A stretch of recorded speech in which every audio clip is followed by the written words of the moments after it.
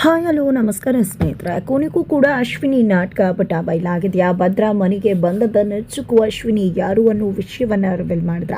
ಇದರ ಜೊತೆಗೆ ದೇವಿಯಾನಿ ಶಕುಂತಲಾ ಶಾರದಾ ಅವರ ಮೇಲೆ ಅಟ್ಯಾಕ್ ಮಾಡಿದ್ರ. ಏನಾಯಿತು, ಏನು ಕಥೆ, ಇದೆಲ್ಲವನ್ನ ಕೂಡ ತಿಳ್ಕೋಬೇಕು ಅಂದರೆ ಈಗಲೇ ನಮ್ಮ ಈ ಚಾನಲ್ನ ಸಬ್ಸ್ಕ್ರೈಬ್ ಮಾಡಿ, ಹಾಗೆ ಈ ಒಂದು ವಿಡಿಯೋವನ್ನು ಪೂರ್ತಿಯಾಗಿ ನೋಡೋದನ್ನು ಯಾವುದೇ ಕಾರಣಕ್ಕೂ ಕೂಡ ಮರಿಬೇಡಿ. ಮನೆಯವ್ರು ಎಲ್ಲರೂ ಕೂಡ ಸೇರಿಕೊಂಡು ಫಿಲಿಮ್ ನೋಡಬೇಕು ಅಂತ ಹೇಳಿ ಅಜ್ಜು ತೀರ್ಮಾನ ಮಾಡ್ಕೋತಾರೆ. ಅದೇ ಕಾರಣಕ್ಕೆ ನಚಿ ಮತ್ತು ಸತ್ಯನ ಇಬ್ಬರು ಕೂಡ ಸೇರಿಕೊಂಡು ಅದಕ್ಕೆ ಏನೇನು ಅರೇಂಜ್ಮೆಂಟ್ಸ್ ಬೇಕೋ ಎಲ್ಲವನ್ನ ಕೂಡ ಮಾಡ್ತಾರೆ. ನಂತರ ಮನೆಯವ್ರು ಎಲ್ಲರೂ ಕೂಡ ಫಿಲಿಮ್ ನೋಡ್ತಿರ್ತಾರೆ. ನಿದ್ರೆ ಬರುತ್ತೆ, ಒಂದಷ್ಟು ಜನ ಹೋಗ್ತಾರೆ. ಬಟ್ ಶಾರದಾ ಅವ್ರಿಗೆ ನಿದ್ರೆ ಬರೋದಿಲ್ಲ. ಹಾಗಾಗಿ ಶಾರದಾ ಅವರನ್ನು ಮಲಗಿಸ್ಬೇಕಾಗಿರೋ ಕರ್ತವ್ಯ ಇಲ್ಲಿ ಭೂಮಿ ಮತ್ತು ಅಚ್ಯುತದಾಗಿದೆ. ಅದೇ ಕಾರಣಕ್ಕೆ ಶಾರದಾ ಅವರ ಜೊತೆಯಲ್ಲಿ ಅವರು ಕೂಡ ಫಿಲಿಮ್ ನೋಡ್ತಾನೆ ಇದ್ದಾರೆ. ಕೊನೆಗೂ ಶಾರದಾ ಅವರು ನಿದ್ರೆಗೆ ಜಾರಿ ಬಿಡ್ತಾರೆ. ತದನಂತರ ಶಾರದಾ ಅವ್ರನ್ನ ಮಲಗಿಸೋಕೆ ಹೋದಂಥ ಭೂಮಿ ಮತ್ತು ಅಚ್ಯುತ್ ಕೂಡ ನಿದ್ರೆಗೆ ಜಾರಿ ಬಿಡ್ತಾರೆ. ನಂತರ ಅಚ್ಯುತ್ ಮತ್ತು ಭೂಮಿ ಮಲ್ಕೊಂಡಿದ್ದಾರೆ. ಶಾರದಾ ಅವರು ಅಲ್ಲಿ ಕಾಣಿಸ್ತಿಲ್ಲ. ಬೆಳ್ಳಂಬೆಳಗ್ಗೆ ಆಗ್ತದಾಗೆ ಇಲ್ಲಿ ನಚ್ಚು ಸತ್ಯನ ಮನೆಯವರು ಎಲ್ಲರೂ ಕೂಡ ಗಾರ್ಡನ್ ಏರಿಯಾಗೆ ಬರ್ತಾರೆ. ಬಂದಿದ್ದೆ ಸಖತ್ತಾಗಿ ರೇಗಿಸ್ತಾರೆ. ಈ ಕಡೆ ಅಚ್ಯುತ್ ಮತ್ತು ಭೂಮಿಗೆ ಎಚ್ಚರ ಆಗುತ್ತೆ.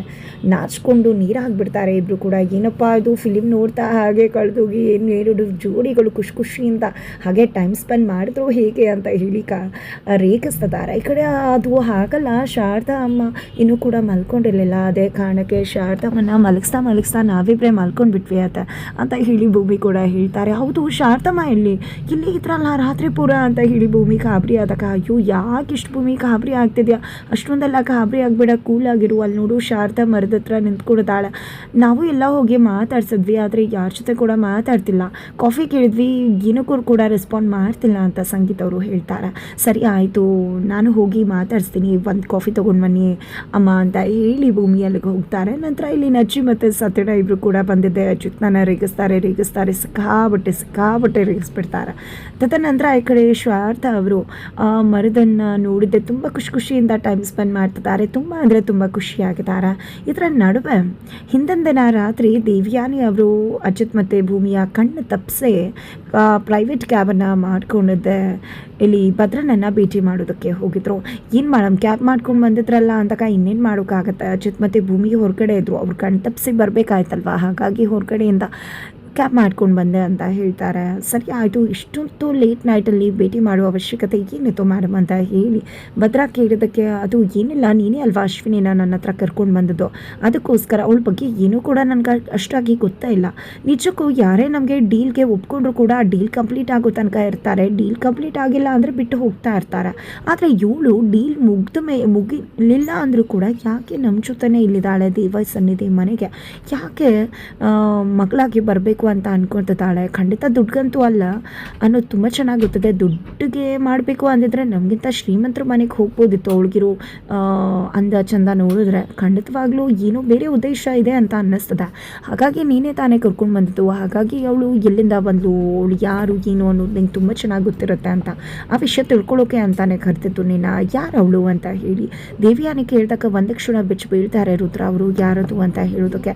ತದನಂತರ ಇಲ್ಲಿ ಮೇಡಮ್ ನನಗೂ ಕೂಡ ಗೊತ್ತಿಲ್ಲ, ಬಾಂಬೆ ಬಾಯ್ ನನಗೆ ಪರಿಚಯ ಮಾಡಿಕೊಟ್ಟಿತ್ತು, ನೀವೇ ಹೇಳಿದ್ದಕ್ಕೂ ಆಕೆಯಲ್ಲಿ ಗುಣಗಳು ಇರೋದಕ್ಕೂ ಒಂದೇ ಆಗಿತ್ತು, ಹಾಗಾಗಿ ಕರ್ಕೊಂಡು ಬಂದೆ ಅಷ್ಟೇ ಅಂತ ಹೇಳ್ತಾರೆ. ಹೌದಾ, ಸರಿ ಆಯಿತು ಬಿಡು, ನಿನ್ನ ಮಾತನ್ನು ನಂಬ್ತೀನಿ, ಆದರೆ ನನಗೆ ಅವಳ ಎಲ್ಲ ಒಂದು ಪೂರ್ವಾಪರ ಕೂಡ ಬೇಕಾಗಿದೆ ಅಂತ ಕೂಡ ಹೇಳ್ತಾರೆ. ಖಂಡಿತ ಮೇಡಮ್ ತಂದು ಕೊಡ್ತೀನಿ ಅಂತ ಕೂಡ ಹೇಳ್ತಾರೆ ಭದ್ರಾ ಅವರು. ನಂತರ ಈ ಕಡೆ ಬೆಳಗಿನ ಜಾವದಲ್ಲಿ ಶಾರದಾ ಅವರು ಮರದ ಹತ್ರ ನಿಂತಿರ್ಬೇಕಿದ್ರೆ ಭೂಮಿ ಬಂದ ತಕ್ಷಣ ಶಾರದಾ ಅವ್ರಿಗೆ ತುಂಬ ಖುಷಿ ಆಗತ್ತೆ. ನಂತರ ಏನಮ್ಮ ಇಲ್ಲಿ ಮರ ನೋಡ್ಕೊಂಡು ನಿಂತಿದ್ರಾ ಅಂತ ಕೇಳ್ತಿದ್ದಾಳೆ ಭೂಮಿ. ಹೌದು ಅಂತದಾಗೇ ಶ್ರವಣ್ ಅವರು ಅಲ್ಲಿಗೆ ಬರ್ತಾರೆ. ಶಾರದಾ ಮರ ನೋಡ್ತಿದ್ಯಾ, ಇದೆಲ್ಲ ಮರಗಳು ನೀನೇ ನೆಟ್ಟಿದ್ದು, ನೀನು ಅವತ್ತು ನೆಟ್ಟಾಗ ತುಂಬ ಸಸಿಗಳಾಗಿದ್ವು, ಆದರೆ ಇವತ್ತು ಎಷ್ಟು ದೊಡ್ಡ ಬೆಳೆದ ಮರಗಳಾಗಿದೆ ಅಲ್ವಾ. ಆ ಒಂದು ಮರ ನೋಡು, ನೀನು ಯಾಕೆ ಗೊತ್ತಾ ಸಸಿ ನೆಟ್ಟಿದ್ದು, ನಮ್ಮ ಮಗಳು ಮನಸ್ವಿನಿ ಹುಟ್ಟಿದ್ದ ನೆನಪಿಗಾಗಿ 2 ವರ್ಷದ ಬರ್ಡೇಲಿ ಅಜ್ಜಿತ್ ಬರ್ಡೇಗೋಸ್ಕರ ಆ ಒಂದು ಮರನ ನೆಡ್ತೆ. ಇವತ್ತೆಲ್ಲ ಎಷ್ಟು ದೊಡ್ಡದಾಗಿದೆ, ಅವತ್ತು ನಮ್ಮ ವೆಡ್ಡಿಂಗ್ ಆ್ಯನಿವರ್ಸರಿ ದಿನ ಆ ಮರನ ನೆಡ್ತೆ ಅಂತ ಹೇಳಿದ ಶ್ರವಣ್ ಅವರು ಎಲ್ಲವನ್ನ ಕೂಡ ನೆನಪಿಸೋಕೆ ಟ್ರೈ ಮಾಡ್ತಿದ್ದಾರೆ. ಬಟ್ ಇಲ್ಲಿ ಶಾರದಾ ಅವ್ರಿಗೆ ಆ ನೆನಪನ್ನ ಮಾಡ್ಕೊಳ್ಳೋದು ತುಂಬ ಕಷ್ಟ ಆಗ್ತದೆ. ಅದೇ ಒಂದು ಒತ್ತಡದಲ್ಲಿ ಅವರು ಪ್ರಜ್ಞೆ ತಪ್ಪಿ ಕೆಳಗಡೆ ಬಿದ್ದುಬಿಡ್ತಾರೆ. ತಕ್ಷಣ ಭೂಮಿ ಮತ್ತು ಶ್ರವಣ್ ಗಾಬರಿ ಆಗುತ್ತಾರೆ. ನಜ್ಜಿ ಕೂಡ ಬರ್ತಾರೆ.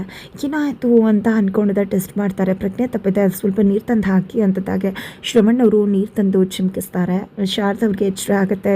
ಏನದು ಮೈದುನ ಏನಾಯಿತು ಇಲ್ಲಿ ಅಮ್ಮಂಗೆ ಅಂತ ಹೇಳಿ ಭೂಮಿ ಕೇಳಿದಾಗ, ಏನಿಲ್ಲ, ಏನು ಮಾವ ನೀವೇನಾದರೂ ನೆನಪಿಸೋಕೆ ಹೋದ್ರಾ ಅಂದಾಗ, ಹೌದು ಶ್ರವಣ್ ಸಾಹೇಬರು ಆ ಮರಗಳು ಯಾವಾಗ ನೆಟ್ಟಿದ್ದು ನೆನಪು ಮಾಡ್ಕೊ ಅಂತ ಹೇಳ್ತಿದ್ರು ಅಂದಾಗ, ಅಯ್ಯೋ ಯಾಕೆ ಮಾವ ಆ ರೀತಿ ಮಾಡಿದ್ರಿ, ಇವ್ರಿಗೆ ಆಗಿರ್ತಕ್ಕಂಥ ಆಘಾತಕ್ಕೆ ನಿಜಕ್ಕೂ ಕೂಡ ನಾವೇ ಏನಾದರೂ ಹೇಳಬೇಕು ನೆನೆಸ್ಬೇಕು ಅಂದರು ಕಷ್ಟ ಆಗುತ್ತೆ, ಅಂಥದ್ರಲ್ಲಿ ನೀವು ಯಾಕೆ ಮಾಡೋಕ್ಕೆ ಹೋದ್ರಿ, ಇನ್ನು ಮುಂದೆ ಯಾವುದೇ ಕಾರಣಕ್ಕೂ ಈ ರೀತಿ ಮಾಡಬೇಡಿ ಅಂತ ಹೇಳಿದೆ. ಡಾಕ್ಟರ್ನ ಭೇಟಿ ಹಾಕೋಕೆ ಹೋಗ್ತಾರೆ ನಚ್ಚಿ. ಡಾಕ್ಟರ್ನ ಭೇಟಿಯಾಗಿ ಕೂಡ ಬರ್ತಾರೆ. ಡಾಕ್ಟರ್ನ ಭೇಟಿಯಾಗಿ ಬರ್ತಿದ್ದಾಗೆ ಇಡೀ ಮನೆಯವರು ಏನಂದರು ಡಾಕ್ಟರ ಅಂತೆಲ್ಲ ನಚ್ಚಿನ ಕೇಳ್ತಿದ್ದಾರೆ. ನಾನು ಅವರ ಎಲ್ಲ ರಿಪೋರ್ಟನ್ನು ತೋರಿಸ್ದೆ. ಅವ್ರ ತಲೆಗೆ ತುಂಬಾ ದೊಡ್ಡ ಪೆಟ್ಟು ಬಿದ್ದಿದೆ, ಅದರಿಂದಾಗಿ ಅವ್ರಿಗೆ ಎಲ್ಲ ಮೆಮೊರಿ ಲಾಸ್ ಕೂಡ ಆಗಿದೆ, ಹಾಗಾಗಿ ಅವ್ರಿಗೆ ಯಾವುದೇ ರೀತಿ ಪ್ರಜ್ಞೆ ಇಲ್ಲ ಅಂದಾಗ, ಹಾಗಿದ್ರೆ ಯಾವುದೂ ನೆನಪೇ ಆಗೋದಿಲ್ವಾ ಅಂತ ಶ್ರವಣ್ ಅವರು ಗಾಬರಿ ಆಗ್ತಾರೆ. ಇಲ್ಲ ಖಂಡಿತ ನೆನಪಾಗುತ್ತೆ, ಬಟ್ ಟ್ರೀಟ್ಮೆಂಟ್ ನಡೀತಾ ಇದೆ ಅಲ್ವಾ, ಇವತ್ತು ಯಾವಾಗ ಏನೂ ಹೇಳೋಕ್ಕಾಗೋದಿಲ್ಲ ಅಂತ ನಚ್ಚಿ ಹೇಳ್ತಾರೆ. ಪ್ಲೀಸ್ ನಚ್ಚಿ ತುಂಬ ಚೆನ್ನಾಗಿ ಅವಳಿಗೆ ಟ್ರೀಟ್ಮೆಂಟ್ ಕೊಡು, ಪಾಪ ನನ್ನ ತಮ್ಮ ಶ್ರವಣ ಮತ್ತು ಶಾರದಾ ಒಟ್ಟಿಗೆ ಸಂಸಾರ ಮಾಡಬೇಕು ಅಂತ ಹೇಳಿ ಸಂಗೀತ ಅವರು ಹೇಳಿದಾಗ, ಅಮ್ಮ ನೀನು ಹೇಳ್ಬೇಕಾದ್ರೆ ನನಗೆ ಗೊತ್ತಿಲ್ವಾ, ಆಲ್ರೆಡಿ ನಾನು ಮೆಡಿಸಿನ್ಸ್ ಎಲ್ಲ ತೊಗೊಂಡು ಬಂದಿದ್ದೇನೆ, ಖಂಡಿತ ಅವ್ರಿಗೆ ಆದಷ್ಟು ಬೇಗ ಹುಷಾರಾಗತ್ತೆ ಅಂತ ನಚ್ಚಿ ಹೇಳ್ತಾರೆ.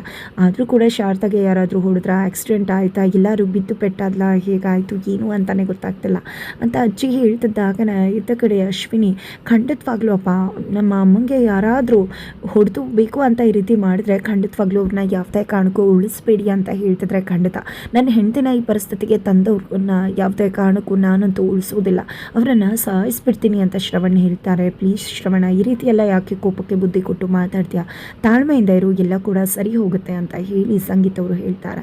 ನಂತರ ನಚ್ಚಿ ಹೋಗಿ ಮೆಡಿಸಿನ್ಸ್ನ ತೊಗೊಂಡು ಬಂದು ಭೂಮಿಗೆ ಬನ್ನಿ ಅದಕ್ಕೆ ಎಲ್ಲವನ್ನ ಕೂಡ ತೋರಿಸ್ತೀನಿ, ಯಾವ್ಯಾವ ಟೈಮಲ್ಲಿ ಏನೇನು ಕೊಡಬೇಕು ಅಂತ ಹೇಳ್ತಿದ್ದಾರೆ. ಭೂಮಿ ನೋಡ್ತಾ ಇದ್ದಾಗೆ ಈ ಕಡೆ ದೇವಿಯಾನಿ ಹೋಗು ಅಂತ ಹೇಳಿ ತನ್ನ ಮಗಳನ್ನು ನಚ್ಚಿ ಬಳಿಗೆ ಕಳಿಸ್ತಾರೆ. ಅಂಜನಾ ಕೂಡ ಬಂದಿದೆ, ಏನೇನು ಮೆಡಿಸಿನ್ಸ್ ಏನು ಯಾವಾಗ ಅಂತೆಲ್ಲ ಕೇಳಿದಾಗ ನಚ್ಚಿ ಅಂಜನಾಗೂ ಕೂಡ ಹೇಳ್ಕೊಡ್ತಿದ್ದಾರೆ. ಆದರೆ ಸಂಗೀತ ಅವರು ಕಣ್ ತುಂಬಿಕೊಂಡಿದ್ದಾರೆ. ಅದನ್ನು ನೋಡಿದ ಭೂಮಿಗೆ ಅನುಮಾನ ಬರ್ತದೆ, ಏನಪ್ಪ ಇದು ಅವರಿಬ್ಬರು ಎಷ್ಟು ಖುಷಿಯಾಗಿದ್ದಾರೆ, ಅತ್ತೆ ಖುಷಿಯಾಗಿರಬೇಕು, ಅದನ್ನು ನೋಡಿ ಯಾಕೆ ಎಷ್ಟು ಬೇಜಾರು ಮಾಡ್ಕೋತಿದ್ದಾರೆ ಅಂತ ಅನ್ಕೋತಾಳೆ ಭೂಮಿ ಕೂಡ. ನಂತರ ಇತ್ತ ಕಡೆ ಅಚ್ಯುತಂತೂ ಆ ಒಂದು ಫೋಟೋ ಹಿಂದೆ ಇರ್ತಕ್ಕಂಥ ಕ್ಯಾಲೆಂಡರ್ ನೋಡಿ ತುಂಬ ಕೋಪ ಮಾಡ್ಕೋತಿದ್ದಾರೆ. ಫೋಟೋ ನೋಡಿ ತುಂಬ ಖುಷಿ ಪಡ್ತಿದ್ದಾರೆ. ಭೂಮಿಗೆ ನನ್ನ ಮೇಲೆ ಪ್ರೀತಿ ಆಗೋ ಥರ ನಾನು ನಡ್ಕೋಬೇಕು, ಇರೋದೇ 1 ತಿಂಗಳು, ಅಷ್ಟರಲ್ಲಿ ಭೂಮಿ ನನ್ನನ್ನು ಬಿಟ್ಟು ಹೋಗದಿರೋಷ್ಟು ಪ್ರೀತಿ ಮಾಡಬೇಕು, ಆ ರೀತಿ ಏನಾದರೂ ಮಾಡಬೇಕು ಅಂತ ಯೋಚನೆ ಮಾಡಿಕೊಂಡೆ ಮಲ್ಕೋತಾರೆ. ನಂತರ ಭೂಮಿ ಕೂಡ ಬಂದಿದೆ, ಆ ಒಂದು ಕ್ಯಾಲೆಂಡರ್ಗೆ ಟಿಕ್ ಮಾರ್ಕ್ ಹಾಕಿದೆ, ಇನ್ನೇನು 1 ತಿಂಗಳಿದೆ ಅಷ್ಟೇ, ಒಂದೇ ಮಾತು ಹೇಳಿ ಸಾಹೇಬ್ರೆ, ನೀನು ನನ್ನ ಬಿಟ್ಟು ಹೋಗಬೇಡ ಅಂತ, ಖಂಡಿತ ನಿಮ್ಮನ್ನು ಬಿಟ್ಟು ಹೋಗೋದಿಲ್ಲ, ಖಂಡಿತವಾಗ್ಲೂ ಇನ್ನು 1 ತಿಂಗಳಾದಮೇಲೆ ನಿಮ್ಮ ನಡುವೆ ಯಾವುದೇ ರೀತಿಯ ಸಂಬಂಧ ಇರೋದಿಲ್ವಾ, ನಿಮ್ಮನ್ನು ಬಿಟ್ಟು ಹೋಗ್ಬೇಕಾ, ನಾನು ಮಾಡಿಕೊಂಡೆ ತುಂಬ ಕಷ್ಟ ಆಗ್ತದೆ ಅಂತ ಹೇಳ್ತಿದ್ದಾಗೇ ಅಚ್ಯುತ್ ಎಚ್ಚರವಾಗಿದೆ. ಈ ಕಡೆ ಭೂಮಿ ಹಾಗೆ ಎದ್ದು ಹೋಗ್ಬಿಡ್ತಾಳೆ ಅಂತ ಕಡೆ. ಈ ಕಡೆ ಅಚ್ಯುತ್ಗೆ ಅನುಮಾನ ಬರ್ತದೆ, ಕೊನೆಗೂ ಭೂಮಿಗೆ ಏನಾದರೂ ತನ್ನ ಮೇಲೆ ಲವ್ ಆಗೋಯ್ತಾ ಅಂತ ಹೇಳಿ ಅಚ್ಯುತ್ಗೆ ಅನ್ನಿಸ್ತದೆ. ಇತ್ತ ಕಡೆ ದೇವಿಯಾನಿ ಭದ್ರನ ಮುಖಾಂತರ ಅಶ್ವಿನಿಯ ನಿಜ ಮುಖ ಏನು ಅನ್ನೋದನ್ನು ಬೈಲ್ ಮಾಡೋಕೆ ಮುಂದಾಗ್ತಿದ್ದಾರೆ. ಹಾಗಿದ್ರೆ ಇನ್ನಾಗತ್ತೆ ಮುಂದೆ ತಿಳ್ಕೋಬೇಕು ಅಂದರೆ ಮುಂದಿನ ವಿಡಿಯೋಗೆ ವೇಟ್ ಮಾಡೋದನ್ನು ಮರಿಬೇಡಿ.